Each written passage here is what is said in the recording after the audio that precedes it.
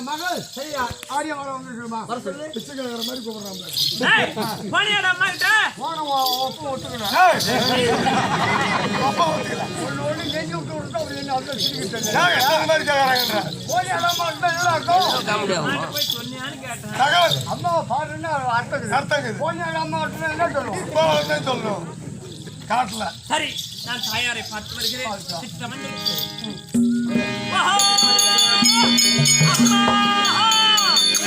என்னை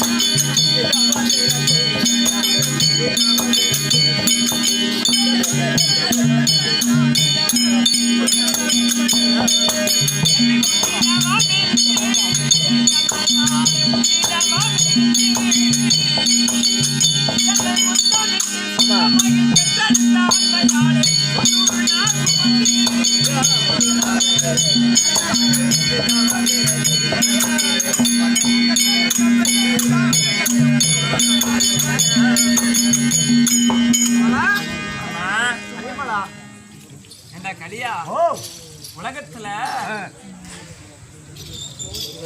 ஒரு பெண்ணாக பிறந்தவள் அத்தனை பேரும் கோடி பாவத்தை செய்தவர்கள் தான் பெண்ணாக பிறப்பாங்களாம் இல்லையா? புண்ணியத்தை செஞ்சவங்க பொண்ணா பிறக்க மாட்டாங்க, ஆனாதான் பிறக்கணும். ஏன்னா எங்க அம்மா இத்தனை நாள் எங்க அம்மா என்னை குழந்தையாக பெற்றெடுத்தார்களே 300 நாள் நட்சத்திரம் வினாடி சுமந்தி பெற்றார்களே. ஆனா அதான் சொல்லிருக்காரு, முன்ன இட்டத்தி முப்புறத்தில் பின்ன இட்டத்தில் தென்னிலங்கையில் என் அன்னை இட்டத்தி அடிவயற்றினில் அடிக்க சொல்லல, முன்ன ஈட்டத்தி முப்புறத்தில் என்று சொன்னால் முப்புராதிகள் என்று சூரர்களை தகனம் செய்வதற்காக வேண்டி பரமக்கடவுள் புன் சிரிப்பாலே முப்புறத்தையும் எரித்து ஆஞ்சநேயர் தீ வைத்தாரே. இலங்கையில் எரிந்ததே தீ, அதுவா தீ? அதுவும் தீ கிடையாது. பின் என் அன்னை இட்டத்தி அடிவயற்றினில் பெண்களாக பிறந்த அத்தனை பேரும் கண்ணுக்கு தெரியாத ஒரு ஆடவரை. இது அந்த காலத்துல. இப்பெல்லாம் ஆம்பளை லவ் பண்ணி தான் கல்யாணம் பண்ணிக்கிறாங்க. அந்த காலத்துல கண்ணுக்கு தெரியாத ஒரு ஆடவரை தாயார் தந்தையார் பார்த்து திருமணம் செய்து வைத்து அந்த ஆடவரை பார்த்து இருமாமியா சத்தம் போடாத கம்மன்று அந்த ஆடவரை பார்த்து அவரோடு இன்பத் துன்ப சுகத்தை அடைந்து வயிற்றில் ஒரு குழந்தையை சுமக்கிறார்களே. ஜானங்கமா அந்த அவங்கவுங்க கையால இந்த வயிறு ஜானங்கமா. எறும்புக்கும் எஞ்சான் உடம்புன்னு சொல்லுவாங்க இல்லையா? இந்த ஜானங்கத்தில் கர்ப்பகோணத்தில் ஒரு குழந்தையை சுமக்கிறாங்களே, அதுதான் உலகத்திலேயே பெரிய தீன்னு சொல்லி பட்டினத்தார அன்னைக்கே செய்யுளா எழுதி வச்சுட்டாரு இல்லையா? ஆனா அப்படி தாயார் வயிற்றிலே நான் பிறக்காவிட்டாலும் என்ன ஒருவேளை நான் உன்னுடைய வயிற்றில் பிறந்திருந்தால் என்னை அந்தி பகலாக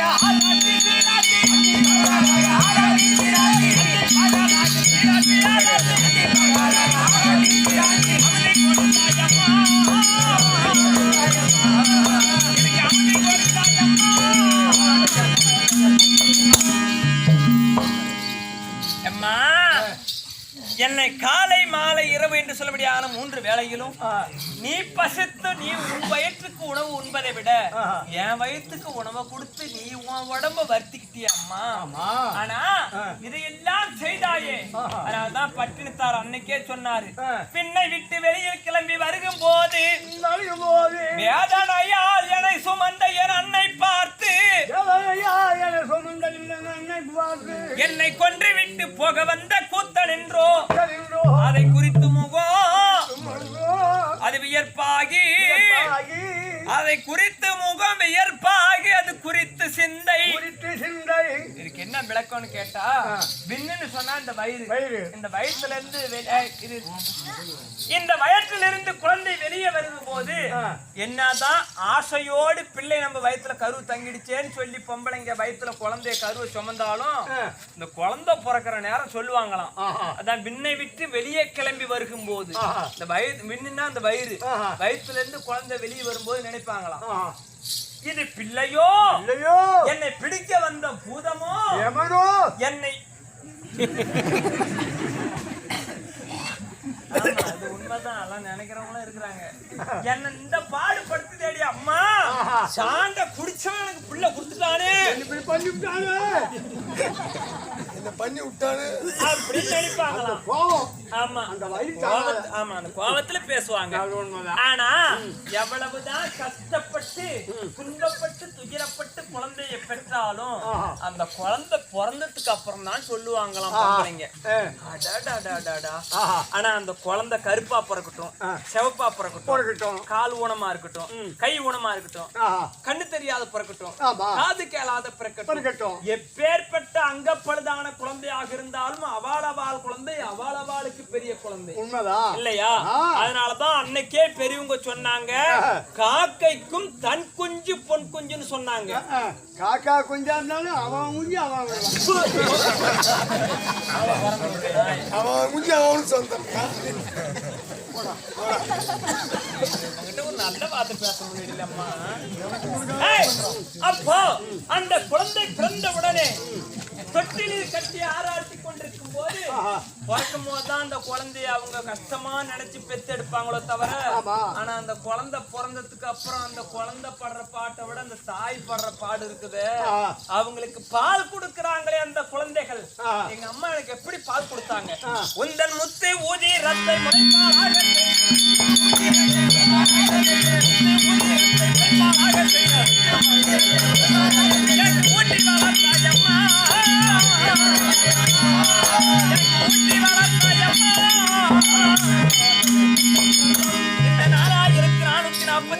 நரம்புகள் அத்தனையும் சுருக்கி தன் உடலில் ஓடிக்கொண்டிருக்கும்படியான உதிரங்கள் அனைத்தும் உதிரன்னா இந்த ரத்தத்தை அனைத்தையும் சுருக்கி பாலா கொடுப்பாங்களாம்.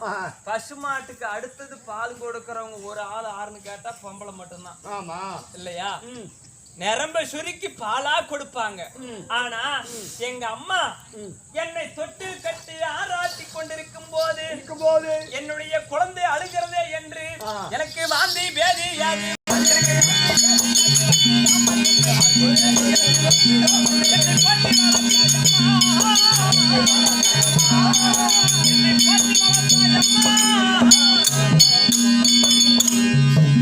நான் தொட்டிலே கட்டி என்னை ஆராட்டி கொண்டிருக்கும் போது நான் அழுகிற சத்தம் என் தாயாரனுடைய காதில் கேட்டுவிட்டால், ஐயோ நான் படும் வேதனையை விட என் தாயார் வேதனைப்பட்டு என்னை வந்து தூக்குவாங்களே, நம்ம குழந்தைக்கு ஏதோ காசு நோய் வந்துவிட்டதோ அப்படி என்று சொல்லி எங்க அம்மா வேதனைப்பட்டு தூக்குவாங்களே, அப்படி எல்லாம் என்னை வளர்த்து இவ்வளவு பெரிய ஆளாக்கி இப்ப என்னை எந்த நிலைமையில் வைத்திருக்கிறாய்?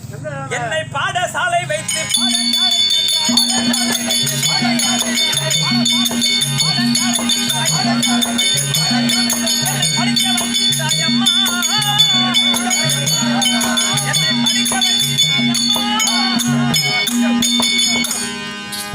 மற்ற குழந்தைகள் போல் என்னையும் எங்க அம்மா மற்ற குழந்தைகள் போல் நம்ம பிள்ளையும் படிக்கணுமே அப்படி என்று சொல்லி அரவணைப்போடு வளர்த்தீர்களே அம்மா. அப்பேற்பட்ட உங்களுக்கு என் அன்னையாரே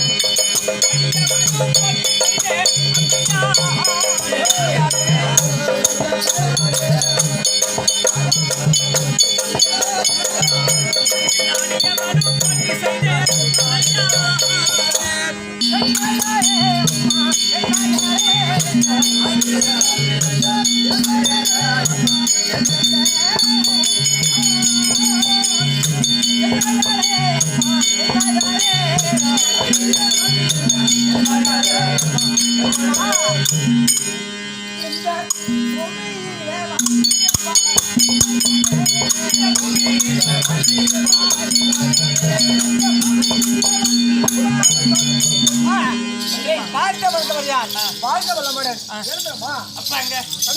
அப்பா அம்மா நீங்கள் இருவரெண்டு பேர்களும் இன்று எந்த நாள் இல்லாமல் படிக்கு எனக்கு 7 சுற்று மதில் கோட்டை கொடுத்துருப்பா உங்கள் மதில் கோட்டையிலே உங்கள் வார்த்தையை தள்ளாமல் படிக்கு நான் ஒரு ஆடவரை என் கண்ணுற்று பார்க்காமல் படிக்க வாழ்ந்து கொண்டிருக்கிறேன் சொல்லுங்க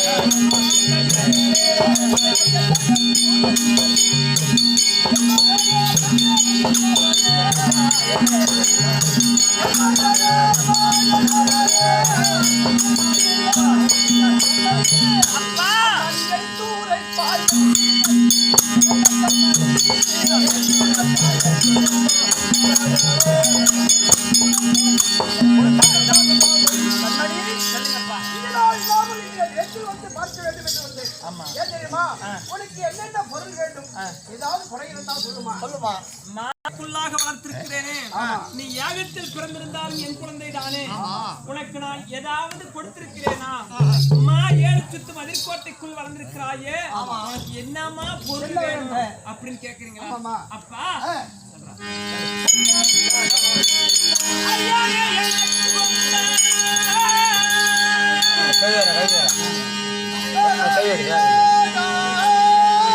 कवि कवि आ रहा था वह होती है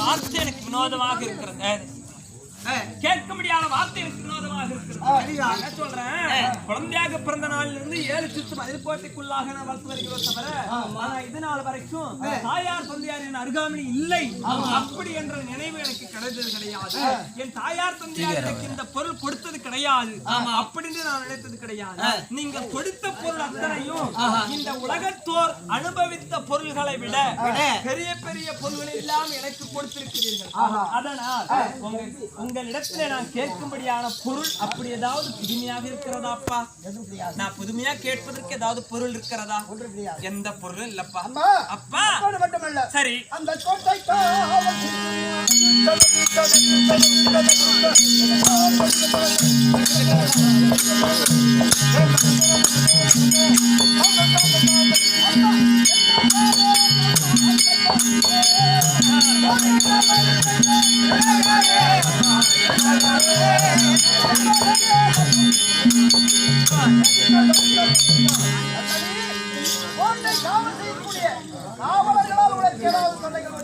அப்பா சரி அப்பா அம்மா கேட்பது நான் பொருள் தான் வேணான்னு சொல்லிட்டம்மா நீ காவல் காத்து கொண்டிருக்கிறார்கள் இந்த 7 சுத்து மதில் கோட்டை காவல்காரர்கள் ஒற்றுமையா காவல் செய்கிறார்களா இல்ல கோட்டைக்குள்ள எந்த ஆம்பளையாவது வந்துட்டு போறானா சந்தேகப்படுறாரு ஆமா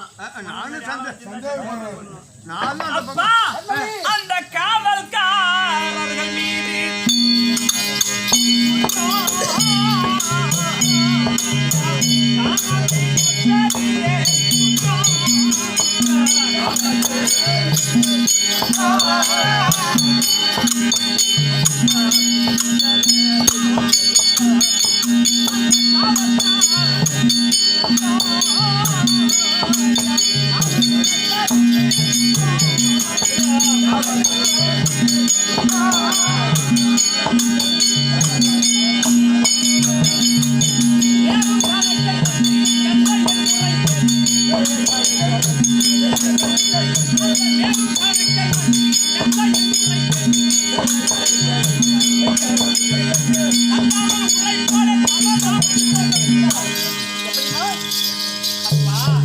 காவல்காரர்கள் மீது குற்றம் சொல்கிறீர்களே, இது நியாயமா அப்பா?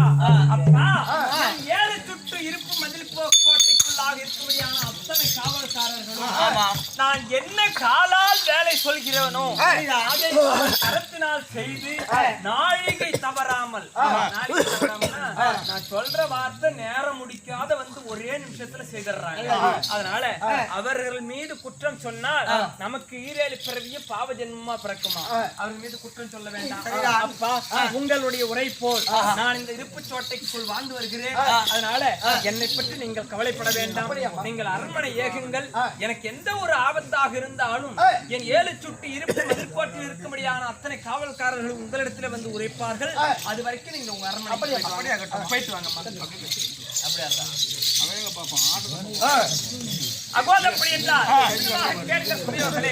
ஆரியமாரியம்மன் ஏழு சுப்பு இருப்பு மதிர்கோட்டைக்குள் இருக்கும்படியான வேளையில் மகமாரி அம்மனுக்கு பிறந்த குழந்தை